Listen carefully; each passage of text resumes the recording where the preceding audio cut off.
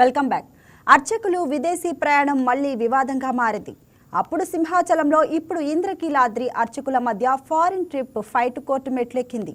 విదేశాలకు వెళ్లి వచ్చిన అర్చకులు స్వదేశం వచ్చాక గర్భగుడిలో పూజలు నిర్వహించరాదనే అంశం మళ్లీ రచ్చగా మారింది. అసలు అర్చకుల విదేశీయానంపై వివాదం ఎందుకొచ్చింది? దేశాలు తిరిగొస్తే గర్భగుడి ప్రవేశం నిషేధం. అసలు పూజలకు ప్రయాణాలకు లింక్ ఏంటి? ఈ నిబంధనలు ఎలా వచ్చింది? వైదిక ధర్మం ఏం చెప్తుంది?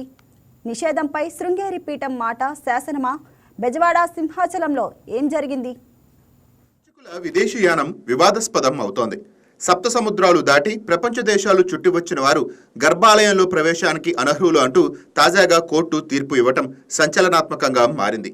ఇది శాస్త్ర విరుద్ధమని ఓ వర్గం చెబుతుండగా, దైవం విశ్వవ్యాప్తమని ప్రత్యంతాపాలతో పరిహారం చేసుకుంటే ఎటువంటి దోషాలు ఉండవని మరో వర్గం వాదిస్తోంది. 2010లో ఇచ్చిన ఈ ఉత్తర్వులు శృంగేరి పీఠం ప్రామాణికాన్ని అమలు చేయాల్సిందేనంటూ కోర్టు మరోసారి హెచ్చరించింది.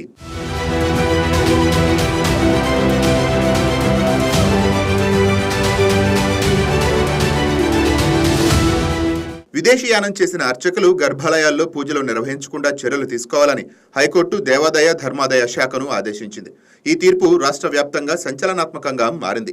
సప్త సముద్రాలు దాటి విదేశాలు వెళ్లటం సనాతన ధర్మ విరుద్ధమని, ఆ విధంగా వెళ్లిన అర్చకులను గర్భాలయంలోకి ప్రవేశాన్ని నిషేధించాలని తీర్పు ఇచ్చింది. ముఖ్యంగా రాష్ట్రంలోని ప్రధాన దేవాలయాల్లో 2వ స్థానంలో ఉన్న దుర్గగుడిలో ప్రధాన అర్చకులు విదేశాలకు వెళ్లటం చర్చనీయాంశమయ్యింది. జై దుర్గా భవాని శ్రీ దుర్గామల్లేశ్వర స్వామి దేవస్థానం ఇంద్రకీలాద్రి. ఈ మధ్యకాలంలో కొంతమంది కోర్టుకు వెళ్ళి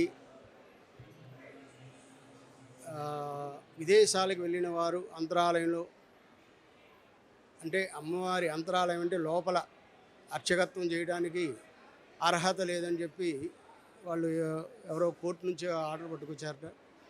కానీ 2016లో ధార్మిక శాస్త్రాన్ని, అలాగే అన్ని రకాల సలహాలు తీసుకొని గవర్నమెంట్ ఏదైతే ఆనాడు 2016లో ఉన్నటువంటి అధికారులు, అలాగే ఎండోమెంట్స్ డిపార్ట్మెంటు మాకు ఒక ఆర్డర్ ఇచ్చింది. విదేశాలలో పూజలు చేయాలి, 10 ప్రాంతాల్లో పూజలు చేయాలి, అక్కడ మన సనాతన ధర్మాన్ని చాలా గొప్పగా చాటాలని చెప్పి దేవాలయం ఒక సద్బుద్ధితోటి అక్కడ భక్తులందరికీ కూడా మన పూజలు, మన కార్యక్రమాలన్నీ కూడా వాళ్ళకి చేయాలని చెప్పి మనకు చెప్పింది దేవాలయం. అటువంటి విశేషమైనటువంటి పూజా కార్యక్రమాలు, యజ్ఞయాగాది క్రతువుల్ని ప్రతి చోట కూడా చేయాలని చెప్పి ఆనాడు గవర్నమెంట్ ఒక ఆర్డర్ ఇచ్చింది. దాని ప్రకారమే మేము 2016లో వెళ్ళడం జరిగింది. కానీ ఇంకొక విషయం ఏంటంటే, అసలు ఎందుకు చేయకూడదు? సనాతన ధర్మం అనేది వాళ్ళు కూడా పాటిస్తున్నారు.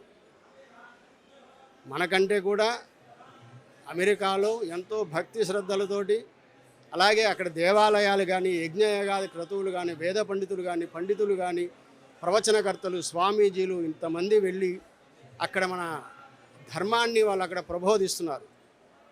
అటువంటి విశేషమైనటువంటి కార్యక్రమాలు నిర్వహించిన వాళ్ళని దేవాలయంలోకి 10 సంవత్సరాల తర్వాత, అంటే మేము ఆల్రెడీ మమ్మల్ని గవర్నమెంట్ 4 సార్లు పంపించింది. విదేశాలకు వెళ్లి వచ్చిన కొందరు దుర్గగుడిలో పూజలు చేస్తున్నారని సుబ్రహ్మణ్యం అనే అర్చకుడు హైకోర్టును ఆశ్రయించారు. శృంగేరి శారదాపీఠం ప్రామాణిక దేవాదాయ శాఖ 2010 నవంబర్ 10న జారీ చేసిన సర్క్యులర్ను కోర్టు దృష్టికి తీసుకువెళ్లారు. వాటి ప్రకారం సదరు అర్చకులు ఆగమ నిబంధనలు ఉల్లంఘించారని పిటిషన్లో పేర్కొన్నారు. వాదనలు విన్న హైకోర్టు విదేశీయానం చేసిన అర్చకులు దేవస్థానాల ప్రధాన గర్భగుడిలోకి వెళ్లి పూజలు నిర్వహించకూడదని హైకోర్టు స్పష్టం చేసింది. అర్చకుల సముద్రయానం మళ్లీ చర్చగా మారింది. ఈ అంశంపై మరింత లోతుగా తెలుసుకోవాల్సిన అవసరం ఉందని అర్చకులు అంటున్నారు.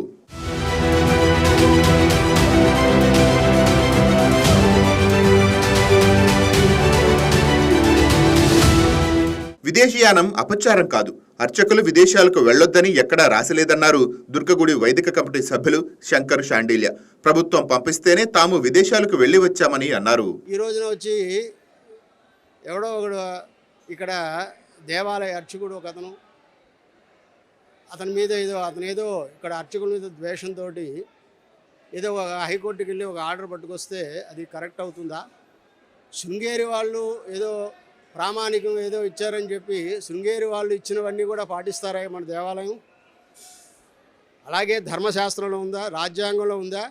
రాజ్యాంగంలో లేదు కదా. ఇక్కడ ఇది 87 యాక్ట్లో ఎక్కడ ఉంది అది? అలాగే ఎండోమెంట్స్ యాక్ట్లో ఉందా ఏమన్నా?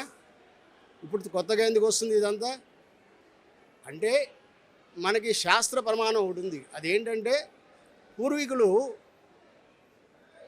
ఈ పడవల్లో ఈ షిప్పుల్లో ప్రయాణం చేసేటప్పుడు అంటే ఎప్పుడో 150 సంవత్సరాలకి పూర్వం అక్కడ వాళ్ళకి ఆ 2-3 మాసాలు దానిలో ఉండవలసి వచ్చేది. స్నానాలు ఉండేవి కాదు. ఆ ఉప్పు నీళ్ళతోటి సంధ్యావందనం అనుష్ఠానాలు పనికిరావు. అటువంటి సమయంలో వద్దన్నారు. ఈరోజు ఏముంది, ఇక్కడ ఉదయం సంధ్యావందనం చేసి సాయంత్రం సంధ్యావందనం అక్కడ చేస్తున్నారు వెళ్ళి. అటువంటి ఈ క్రమంలో ఏంటిది? సనాతన ధర్మాన్ని కాపాడాలా మనం?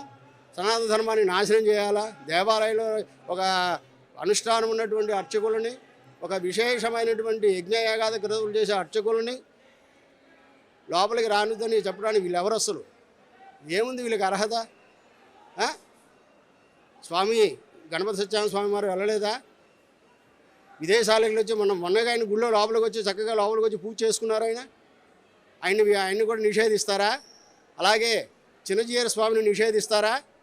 ఆయన కూడా అక్కడ దేవాలయం కట్టారు.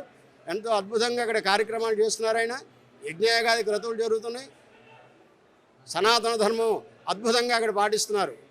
దాన్ని చూసి మనం గర్వించాలి. మనం ఎన్నో కార్యక్రమాలు చేయాలి అక్కడ. మాకేముంది, మేము ఈరోజు ఉంటాం, మేము రిటైర్ అయిపోతాం, మాకు దీంతో పని లేదు. కానీ సనాతన ధర్మాన్ని ప్రపంచం మొత్తం చాటి చెప్పాలని చెప్పేటువంటి కేంద్ర ప్రభుత్వం అలాగే రాష్ట్ర ప్రభుత్వం ఎంతోమంది ఎన్నో విధాలుగా ఈ సనాతన ధర్మాన్ని కాపాడాలనేటువంటి మన ధర్మాన్ని రక్షించాలని చెప్పి ఎంతో విశేషంగా చెప్తున్నారు. దైవం ప్రాంతానికి పరిమితం కాదని, విశ్వవ్యాప్తమని పండితులు వాదిస్తున్నారు. విశ్వంలో అర్చకులు ఎక్కడికైనా వెళ్లి పూజలు చేయవచ్చునని కూడా అంటున్నారు. విదేశాల్లో పూజలు చేస్తే ఎటువంటి దోషాలు ఉండవని చెప్తున్నారు. సప్త సముద్రాలు దాటి వెళుతుండటంతో అందుకు సంబంధించిన ప్రాయశ్చిత్త పరిహార హోమాలు, జపాలు చేసుకుంటే సరిపోతుందని చెప్తున్నారు. విదేశాలకు అర్చకులు వెళ్లకూడదన్న నిబంధన శాస్త్రాల్లో కూడా ఎక్కడా లేదని, భగవంతుడు విశ్వవ్యాప్తమని స్పష్టం చేస్తున్నారు.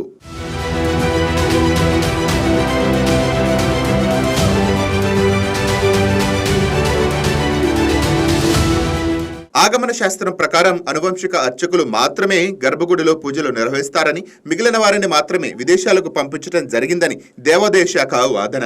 అర్చకుల విదేశీయానంపై అనవసర రాద్ధాంతం తగదని ఎండోమెంట్ అధికారులు అంటున్నారు. విదేశాలకు వెళ్లి వచ్చిన అర్చకులను ప్రధాన అర్చకులుగా నియమించొద్దని సింహాచలంలోనూ ఆ మధ్య పెద్ద చర్చ జరిగింది. ఇప్పుడిది విజయవాడ కేంద్రంగా రచ్చగా మారింది.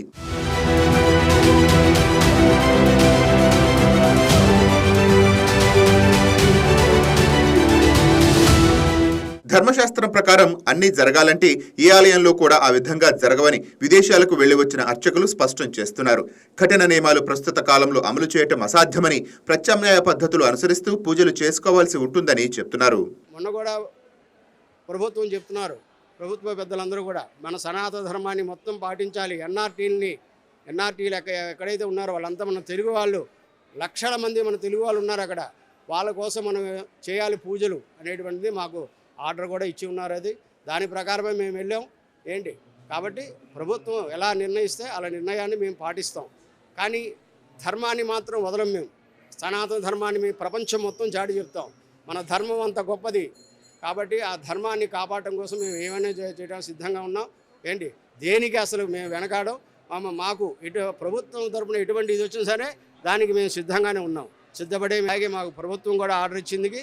కాబట్టి అందరికీ కూడా నేను చెప్పేది ఒకటే, మన ధర్మాన్ని అన్ని చోట్ల పాటిద్దాం చక్కగా. ఎందుకంటే యద్భావం తద్భవతి, మన భావం ఎలా ఉంటుందో మన ఉద్దేశాలు కూడా అలాగే ఉంటాయి. కాబట్టి మనం అందరం కూడా ఆ అమ్మవారిని కానీ వెంకటేశ్వర స్వామి, ఎందుకంటే టీటీడీ కళ్యాణాలు చేస్తే కోట్ల మంది, ఎన్ని విశేషంగా జరిగిన కార్యక్రమాలు కూడా కళ్యాణాలు, భద్రాచలం కళ్యాణం జరిగింది అక్కడ.